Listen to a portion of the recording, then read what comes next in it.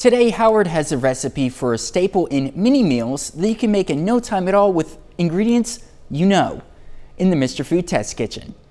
You know, these days it seems that more and more of us want nutrition labels to be clean and list simple ingredients, rather than ones that are hard to pronounce.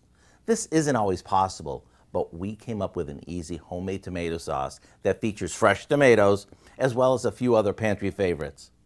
We start by cutting up about 4 pounds of super ripe tomatoes. This time of year, you shouldn't have any problem finding ones that are really fresh like this.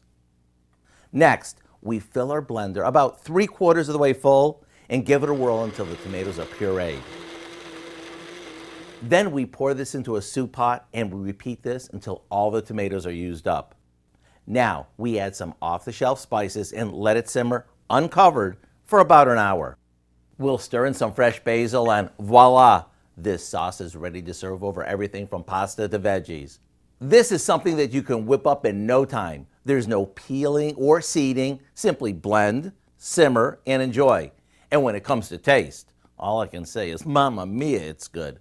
To get the recipe for what we call blender tomato sauce, all you have to do is visit our website. I'm Howard in the Mr. Food Test Kitchen, where today we found a fresh and saucy way for you to say, ooh, it's so good. You can find this recipe along with a lot more good food from the Mr. Food Test Kitchen on our website, KUAMnewsnow.com.